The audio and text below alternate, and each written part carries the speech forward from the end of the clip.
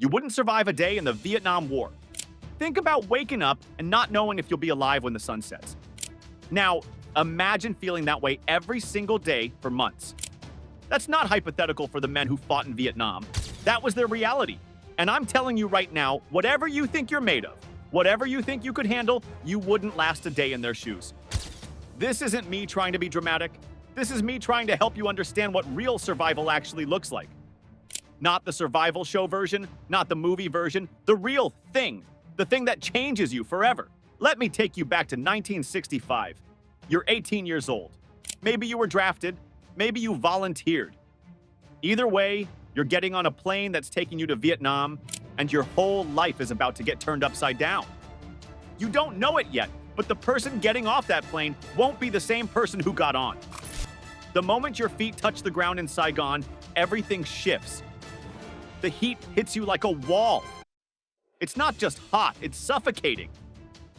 You're wearing a full uniform, carrying your rifle, your ammunition, your backpack filled with supplies you might need to stay alive, and you can't take any of it off.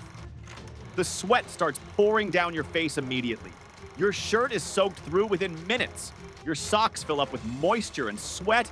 Your boots feel like they're melting into your skin. And this is just the beginning. You haven't even gotten to the jungle yet. As you're driven toward the base, you see the country for the first time. The landscape is green, impossibly green.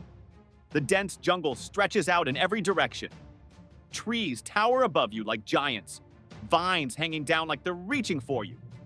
The air feels thick, like you're trying to breathe through a wet blanket. And somewhere out there in that jungle, people want to kill you. People you've never met. People who know that jungle like you know your own neighborhood. People who have been waiting for you to show up.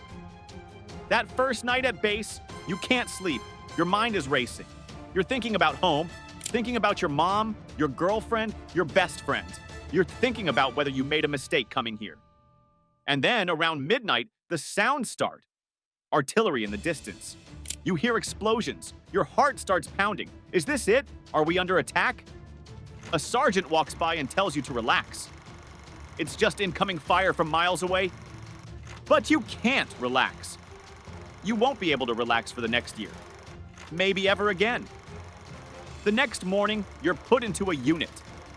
You meet the guys you're going to be living with, fighting with, and potentially dying with. Some of them are veterans. They've been here before. They look tired. Not just physically tired, emotionally exhausted. Their eyes have a look in them that you can't quite describe. It's like they've seen something that changed them at the deepest level. You want to ask them what it's like out there, but you don't.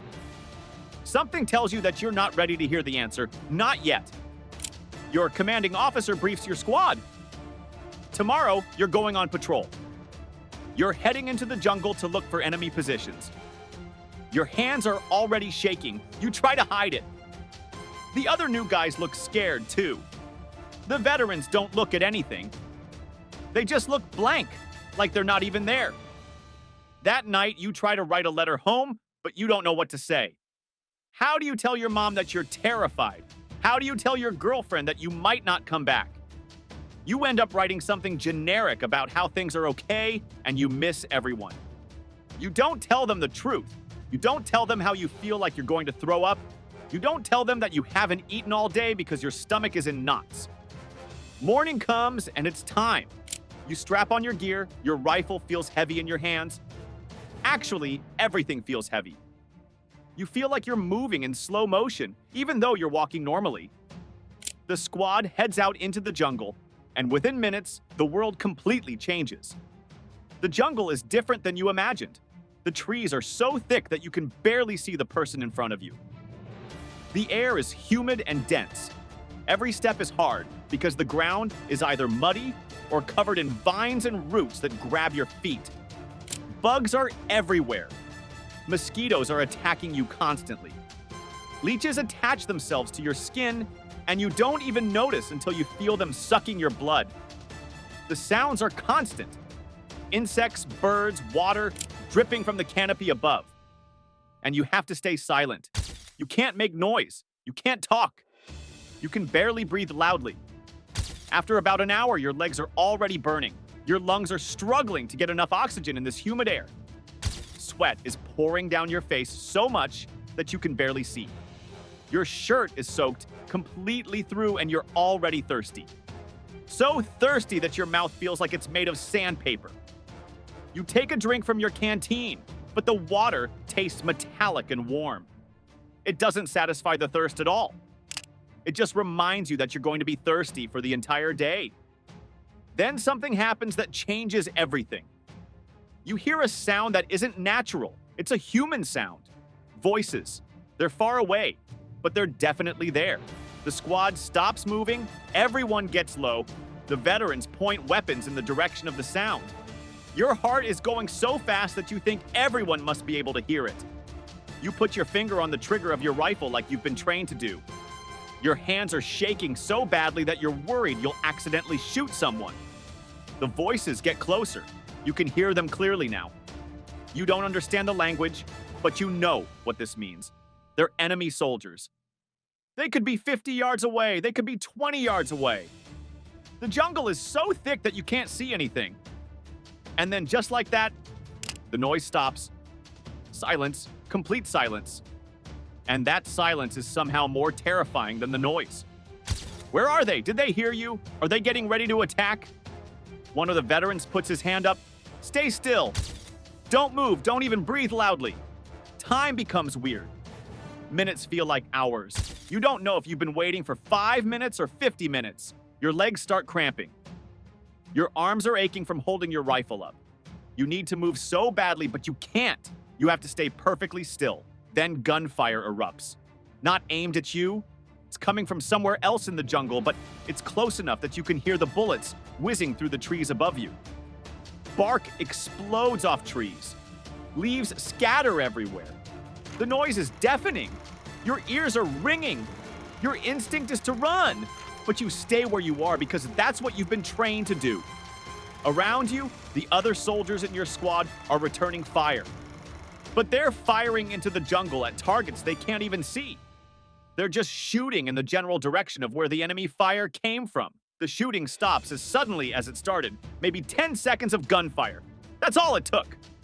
One of the guys in your squad is hit. Blood is pouring from his shoulder.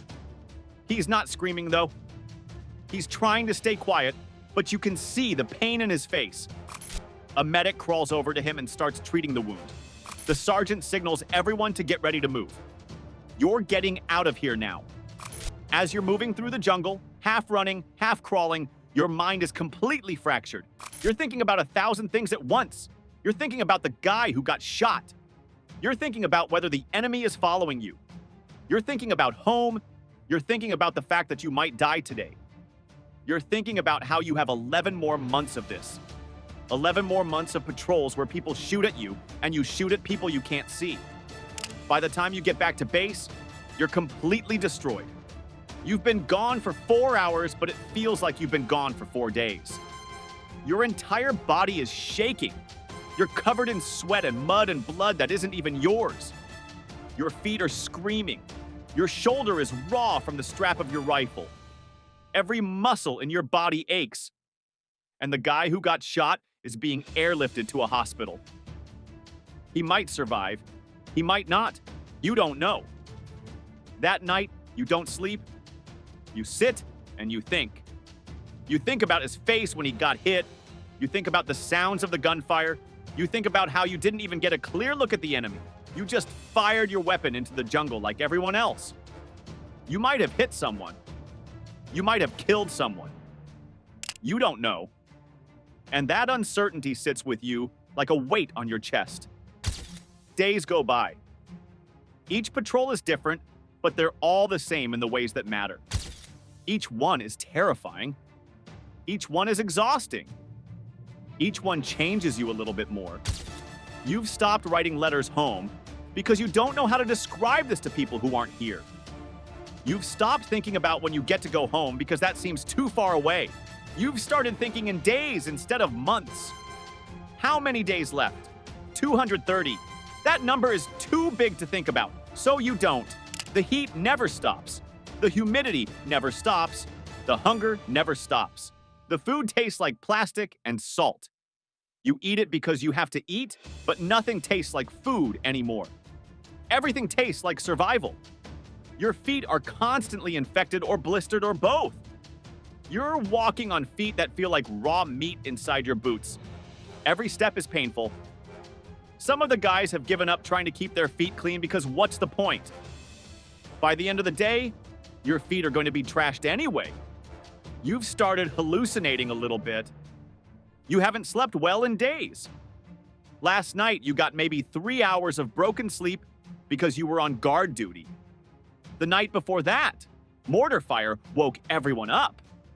The night before that, nobody could sleep because there were reports of enemy movement near the base. You're so tired that you're seeing things that aren't there. You'll look at a shadow and think it's a person. You'll hear a sound and think it's gunfire. Your nervous system is permanently on alert. Your body won't let you relax. Even when you're physically safe at base, your mind doesn't believe it. You're waiting for an attack. You're waiting for something to go wrong. 3 weeks in, you're not the same person you were when you got here. The casual version of you, the version that joked around and thought about girls and made plans for the future, that person is gone. You've been replaced by someone harder, someone meaner, someone who can watch a guy get shot and keep moving because stopping means you'll get shot too. Someone who can kill. Someone who has killed because by now you've fired you. Bed. To eat real food. To be safe. But now you're scared of going home because you know you're not going to fit in there anymore. Your friends back home are worried about normal things. They're worried about grades or jobs or relationships. They're living in a world where bad things don't happen. They're living in a world that you've left. And you don't know if you can ever really go back to that world, even if you survive this. The more time passes, the more you understand what the veterans meant when they had that empty look in their eyes. You're getting that look now. You can see it when you look in a mirror. Your eyes look hollow, like the light is still on inside, but nobody's home. You're functioning, but you're not really living. You're surviving, but you're not really alive. By the time 6 months have passed, you've experienced things that would take a normal person a lifetime to encounter. You've been scared more times than you can count. You've been hungry, you've been sick, you've been wounded or watched your friends be wounded, you've killed or watched people be killed. You've seen death, you've felt death near you. And you're still here. You've made it halfway through your tour. 6 more months and you get to go home. But here's the thing. You know now that going home doesn't mean getting better. It means going home broken and trying to figure out how to live a normal life when nothing about you is normal anymore. It means waking up at 3 o'clock in the morning from nightmares about things you saw here. It means not being able to be in crowds because you panic. And it means having relationships that don't work. Because your girlfriend or wife can't understand why you sometimes just shut down and stop talking. It means self-medicating with alcohol or drugs, because it's the only way to quiet the noise in your head. You're going to spend the rest of your life in Vietnam, even when you're not in Vietnam anymore. And that's the real horror of this war. It's not just the bullets and the explosions and the death. It's what it does to your soul. It's what it takes from you that you'll never get back. So when I say you wouldn't survive a day in the Vietnam War, I don't just mean physically, I mean mentally, I mean spiritually.